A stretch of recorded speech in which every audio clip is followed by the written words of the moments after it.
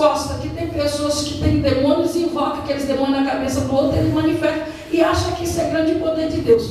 Então, para isso acontecer, você precisa ter demônios na sua vida, entidades na sua vida, ter um portal aberto no mundo espiritual, para esses demônios ter legalidade na sua vida.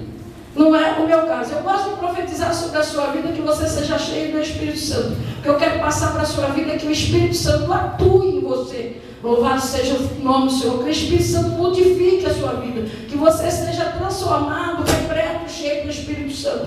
Não quero que você dê ao seu dinheiro e continue pobre. Eu quero que Deus abra a porta para você ser abençoado. E você possa ser agradecido. Não é uma troca. O milagre não é uma troca. Né? Porque muitas vezes as pessoas por aí pregam que você tem que dar para receber, fazem uma troca. Não, milagre não é assim. Você dá porque você recebeu de Deus e é agradecido. Você não tem que me dar 100 mil para poder você receber 200. Não. Você só vai dar 100 mil se você tiver agradecido a Deus por uma grande vitória. É assim que a Bíblia ensina. Eu sei que por aí ensinam e fazem de outra forma, mas o que a Bíblia ensina, que não adianta você dar ou fazer alguma coisa que não seja com o teu coração, que o teu coração seja grato, né? É por agradecimento. Você vai contar, louvar a Deus. Deus só recebe o teu louvor se for grato, de gratidão. Não é porque você tem a voz bonita, não faz efeito nenhum. Você pode ter a pior voz do mundo, mas se você está louvando a Deus com a tua alma e com o teu coração, Deus aceita e acontece milagre por causa disso, amém? Então, aqui na palavra do Senhor, acompanharia, talvez a sua versão seja um pouco diferente da minha, mas o conteúdo, amados, é o mesmo. Diz assim, voltou Eliseu para Gilgal. Havia fome naquela terra e, estando os discípulos dos profetas assentados diante dele, disse ao seu moço: põe a panela grande ao lume e faz um cozido para os discípulos dos profetas. Então saiu um ao campo a apanhar ervas e achou uma trepadeira silvestre, e colhendo dela, encheu a sua capa de colossidas. Voltou e cortou, um nome meio esquisito, viu? Voltou e cortou em pedaços, pô-los na panela, visto que não as conhecia. Depois deram de comer aos homens. Enquanto comia do cozido, exclamaram: morte na panela, ó homem de Deus. E não puderam comer. Porém ele disse: trazei farinha. E ele a deitou na panela e disse: tira de comer para o povo. E já não havia mal nenhum na panela. Veio um homem de Belsaliza e trouxe ao homem de Deus pães das primícias, 20 pães de cevada e espiga verde no seu alforje. Disse Eliseu: dá ao povo para que coma. Porém seu servo lhe disse: como hei de eu pôr isso diante de 100 homens? Ele tornou a dizer: dai-o ao povo para que coma, porque assim diz o Senhor: comerão e sobrejará. Então nos pôs diante, comeram e ainda sobrejou, conforme a palavra do Senhor. Amém? Louvado seja Deus. Está escrito assim na sua Bíblia? Amém. Glória a Deus. Louvado seja o nome do Senhor. Nós já pregamos várias vezes essa palavra e já ouvi várias pessoas falando, mas eu não quero falar na direção que a maioria fala. Quero hoje trazer algo de especial sobre as nossas vidas. Estava meditando à tarde e o Senhor colocava no meu coração essa palavra. Aqui nos fala que havia um tempo, nesse tempo era um tempo que estava com muita fome sobre o povo de Israel, porque o povo de Deus continuava fazendo o que era mal, né? O povo adorava Deus Baal, que era dito que era o Deus da prosperidade, o Deus da chuva. Houve primeiro aquela passagem com Elias, onde durante 3 anos e meio não choveram, segundo a palavra que veio da boca de Elias. Mas mesmo depois disso tudo, o povo ainda continuou fazendo o que era mal, e a fome continuou, perdurou. E chegando o homem de Deus, chegando no lugar, na casa de Deus, no arraial, onde estavam os profetas, os discípulos, todos ali, esperando alguma coisa, uma providência, um milagre de Deus. O homem de Deus disse: põe a panela no cume, né, no lugar onde fazia comida, né? Põe a panela no fogo, né? Mas põe a panela no fogo para colocar o quê?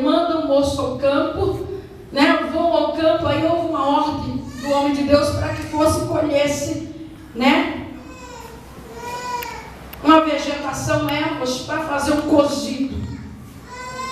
De repente podia ser espinafre, alguma coisa assim. Mas diz aqui, e isso acontece muito em nossos meios, e eu quero falar sobre isso, que foi um moço no meio desses aí, e pegou a capa cheia de uma erva venenosa, porque ele não conhecia. Primeiro, nós podemos entender uma coisa,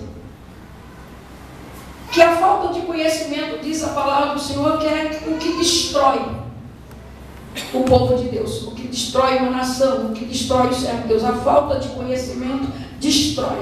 Então, você, para colher ou fazer alguma coisa, você tem que ter conhecimento do que está fazendo. O que nós mais vemos são pessoas fazendo sem conhecer, né? Colocando a mão sem saber, querendo ser, querendo estar no meio, querendo se apresentar. Esse moço era cheio de boa intenção também. Ele estava com desejo de ajudar, cheio de boa intenção, só que ele não conhecia as ervas, ele não conhecia as plantações, portanto ele não poderia colher, fazer a separação do que era certo, do que era errado, do que era venenoso, do que não era venenoso. E ele, por sua vez, você já percebeu que quando o mal ele prolifera muito mais do que o bem? Você já percebeu que nós costumamos dar ouvido ao mal muito mais do que ao bem? Se alguém disser, olha, eu vi um acidente, você fica apavorado. Mas se alguém disser para você, Deus vai trazer uma vitória sobre a sua vida, você fica mais uma. Ouvi isso ontem. Nós costumamos, a minha mãe sempre diz isso, né? A gente ora, nós oramos para Deus fazer um milagre. E quando as coisas estão bem, já viu aquele lá que está tumultuado, em briga, em confusão, em contenda? Aí vemos a igreja, clamamos e pedindo a Deus que coloque a mão, que acalme, que aquieta o coração. Aí Deus vai lá, acalma, aquieta, a gente já olha desconfiado, com a ponta do pé. Aí o que é que houve? Está tudo calmo hoje? O que é que houve? Mudou, as coisas mudaram. Você olha e pede para aquela pessoa ir embora, sair da tua vida, do teu caminho, vai pedindo, pede oração, conta para um, conta para outro, busca de um, busca. Quando você chega e a pessoa foi embora, fala assim, ué, foi embora? Mas você não estava pedindo?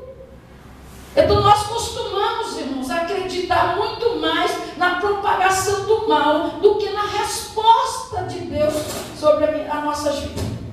Esse moço, ele não conhecia, mas ele encheu a capa. E os outros, o que é que fizeram os que conheciam?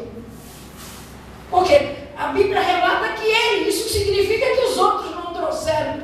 Também aprendemos que quando você sabe não faz, o que não sabe vai e faz, e você não pode reclamar. É ou não é? Às vezes Deus está dizendo para você, é você que tem que fazer. E você diz, eu não posso, eu não sei, não estou pronto, não estou apto, não sei falar, não sei cantar, não sei. Aí vem o outro, faz tudo errado, aí você critica, você quer criticar, dizer, não é certo, não é de Deus, não pode ser, não podia fazer, fulano não estava pronto para fazer, fulano não estava apto para fazer. Mas Deus não disse para você fazer, por que você não fez? Por que você deixou o outro que não tinha conhecimento fazer? Estava cansado, estava com preguiça. Então não podemos criticar, nem reclamar. Quando o outro vem, aí traz a morte, traz o que é errado, traz o que é ruim, e coloca e ainda te dá para comer. Né? Não é assim que acontece? Muitas vezes Deus nos chamou para fazer alguma coisa. Ele quer que nós façamos alguma coisa, mas nós não queremos fazer. Não queremos porque não temos tempo, não queremos porque não queremos parar, estamos muito atarefados, aí nós começamos a inventar, a arrumar desculpa para não fazer. O que acontece? Vem um insensato e coloca a morte diante de você, coloca a morte na panela, e você ainda dá para você, e você ainda tem que fazer parte disso. Mas uma coisa que eu louvo a Deus e que aprendo nessa palavra é que no lugar onde tem um servo de Deus, a morte, sempre o mal sempre tem que sair. Diga isso para o seu irmão. Se tiver um servo de Deus,